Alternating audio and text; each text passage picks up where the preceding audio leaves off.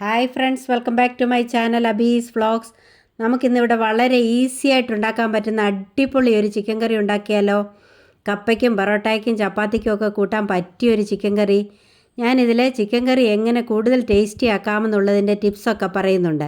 അതുകൊണ്ട് നിങ്ങൾ ഈ വീഡിയോ സ്കിപ്പ് ചെയ്യാതെ കാണണം. അതുപോലെ എൻ്റെ ചാനൽ ആരെങ്കിലും സബ്സ്ക്രൈബ് ചെയ്യാതെ ഉണ്ടെങ്കിൽ ഒന്ന് സബ്സ്ക്രൈബ് ചെയ്ത് സപ്പോർട്ട് ചെയ്യണേ. ഇതുവരെയും എനിക്ക് തന്ന എല്ലാ സപ്പോർട്ടിനും നന്ദി.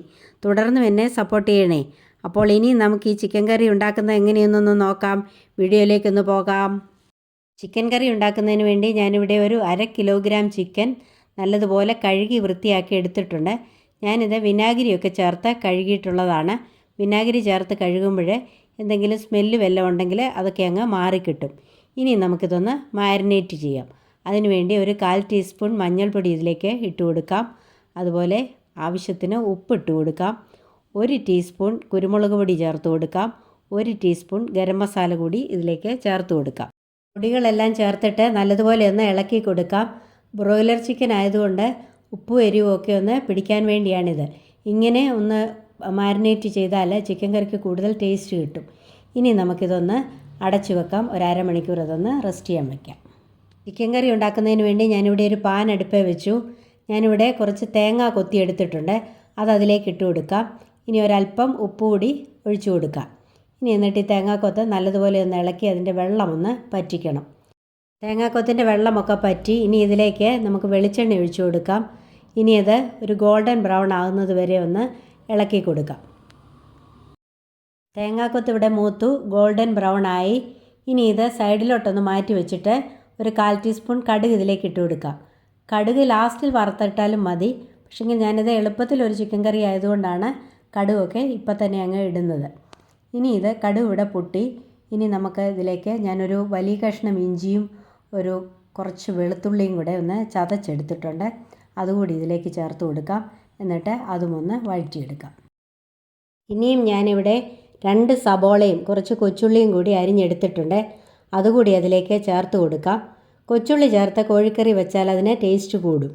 ഈ ഉള്ളി പെട്ടെന്ന് വഴന്ന് കിട്ടുന്നതിന് വേണ്ടി കുറച്ച് ഉപ്പ് കൂടി ചേർത്ത് കൊടുക്കാം. എന്നിട്ടൊന്ന് ഇളക്കി കൊടുക്കാം. ഇനിയും 2 തണ്ട് ഗാർഡൻ ഫ്രഷ് കരിയാപ്പില കൂടി ചേർത്ത് കൊടുക്കാം. എന്നിട്ട് അതും കൂടെ ചേർത്തൊന്ന് ഇളക്കി കൊടുക്കാം. ഇനിയും ഒരു കഷ്ണം കറുവാപ്പട്ട എടുത്ത് അതൊന്ന് 2ആയിട്ട് മുറിച്ച് ഈ ഉള്ളി വഴറ്റുന്ന കൂട്ടത്തിലൊന്ന് വഴറ്റിയെടുക്കാം. അതുപോലെ 2 ഏലക്ക കൂടി ചേർത്ത് കൊടുക്കാം. ഇങ്ങനെ ഏലക്കായും പട്ടയും ഒക്കെ വഴറ്റി ചിക്കൻ കറി വെച്ചാൽ ഒരു പ്രത്യേക ഫ്ലേവറും ടേസ്റ്റുമായിരിക്കും. ഇനിയും ഇതെല്ലാം കൂടി ചേർത്ത് നല്ലതുപോലെ ഒന്ന് ഇളക്കി വഴറ്റിയെടുക്കാം. സബോളയും കൊച്ചുള്ളിയൊക്കെ ഇവിടെ നന്നായിട്ട് വഴന്നിട്ടുണ്ട്. ഇനി ഇതിലേക്ക് ആവശ്യമായ പൊടികൾ കൂടി ചേർത്ത് കൊടുക്കാം. ഒരു 1/4 ടീസ്പൂൺ മഞ്ഞൾപ്പൊടി ചേർത്ത് കൊടുക്കാം. 3 ടേബിൾ സ്പൂൺ മല്ലിപ്പൊടി കൂടി ചേർത്ത് കൊടുക്കാം. 3 ടേബിൾ സ്പൂൺ മുളക് പൊടി ചേർത്ത് കൊടുക്കാം. മുളക് പൊടി ഞാനിവിടെ കാശ്മീരി ചില്ലിയാണ് ചേർത്ത് കൊടുക്കുന്നത്. ഇനി ഒരു 1/2 ടേബിൾ സ്പൂൺ ഗരം മസാല കൂടി ചേർത്ത് കൊടുക്കാം. ഗരം മസാല 1/2 ടേബിൾ സ്പൂൺ ചേർക്കുന്നത് ഞാൻ മുമ്പേ പട്ടയൊക്കെ ചേർത്തിരിക്കുന്നത് കൊണ്ടാണ്. ഇനി കുറച്ച് കായപ്പൊടി കൂടി ഇതിലേക്ക് ചേർത്ത് കൊടുക്കാം. ഇനി ഇതെല്ലാം കൂടെ ചേർത്ത് ഈ പൊടികളുടെ പച്ചമണം മാറുന്നത് വരെ നന്നായിട്ടൊന്ന് ഇളക്കി കൊടുക്കാം. പൊടികളൊക്കെ ഇവിടെ മൂത്തു, അതിൻ്റെ പച്ചമണമൊക്കെ മാറി. ഇനി നമുക്കിതിലേക്ക് മാരിനേറ്റ് ചെയ്തിരിക്കുന്ന ചിക്കൻ കൂടി ഇട്ട് കൊടുക്കാം. ചിക്കൻ ഇട്ട് കൊടുത്ത് നന്നായിട്ടൊന്ന് ഇളക്കി അതൊന്ന് വഴറ്റിയെടുക്കാം. ഇതിങ്ങനെ കുറച്ച് നേരം ഇളക്കി വഴറ്റി കഴിയുമ്പോൾ ഈ ചിക്കനിലുള്ള വെള്ളമൊക്കെ ഇങ്ങോട്ട് പുറത്തോട്ട് വരും. അത് കഴിഞ്ഞിട്ട് നമുക്ക് ആവശ്യത്തിന് വെള്ളം ചേർത്ത് അടച്ചു വെച്ച് വേവിക്കാം. നമുക്കിത് ഇടയ്ക്കൊന്ന് ഇളക്കി കൊടുക്കാം. ചിക്കനിൽ നിന്നുള്ള വെള്ളമൊക്കെ കണ്ട് ഇറങ്ങി തുടങ്ങിയിട്ടുണ്ട്. ഇനി ഇത് കുറച്ച് നേരം കൂടെ ഒന്ന് ഇളക്കാം. ചിക്കനിലെ വെള്ളമൊക്കെ ഇങ്ങോട്ട് ഇറങ്ങിയിട്ടുണ്ട്. ഇനി ഇത് നമുക്ക് ആവശ്യത്തിന് വെള്ളം കൂടെ ചേർത്ത് അടച്ചു വെച്ച് വേവിക്കാം. ഇങ്ങനെ ഈ മസാലയ്ക്കകത്ത് കിടന്ന് ഈ ചിക്കൻ ഇങ്ങനെ ഒന്ന് വഴന്നാൽ നല്ല ടേസ്റ്റാണ്. കാരണം മസാലയെല്ലാം നന്നായിട്ട് ഈ ചിക്കനെ പിടിക്കും. അപ്പോൾ ചിക്കൻ കറിക്ക് നല്ല ടേസ്റ്റ് കിട്ടും. നമ്മുടെ ചിക്കൻ കറി ഇടയ്ക്കൊന്ന് തുറന്ന് നോക്കാം. ഉണ്ടോ, നല്ലതായിട്ട് തിളച്ചിട്ടൊക്കെ ഉണ്ട്. ഈ സമയത്ത് ഉപ്പ് പോരായെങ്കിൽ ചേർത്ത് കൊടുക്കണം. ഞാൻ ഉള്ളി വഴറ്റാനൊക്കെ മാത്രമേ ഉപ്പ് ചേർത്തിട്ടുള്ളൂ. ഇത് നന്നായിട്ടൊന്ന് ഇളക്കിയിട്ട് ലോ ഫ്ലെയിമിലിട്ട് ഒന്നുകൂടി നമുക്കൊന്ന് അടച്ചു വെക്കാം. നമ്മുടെ കറി ഒന്നുകൂടി ഒന്ന് തുറന്ന് നോക്കാം. ഒരല്പം കൂടെ പറ്റാനുണ്ട്.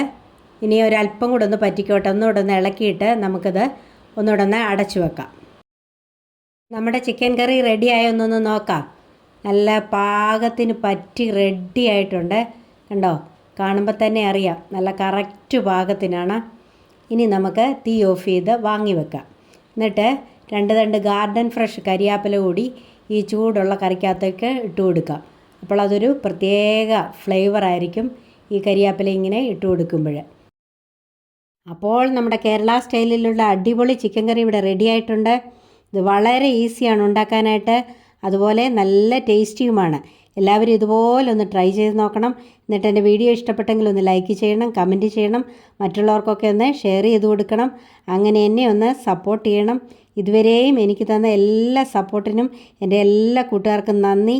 ഇനിയും മറ്റൊരു വീഡിയോയുമായി കാണാം. Bye bye, take care, thank you all, love you all.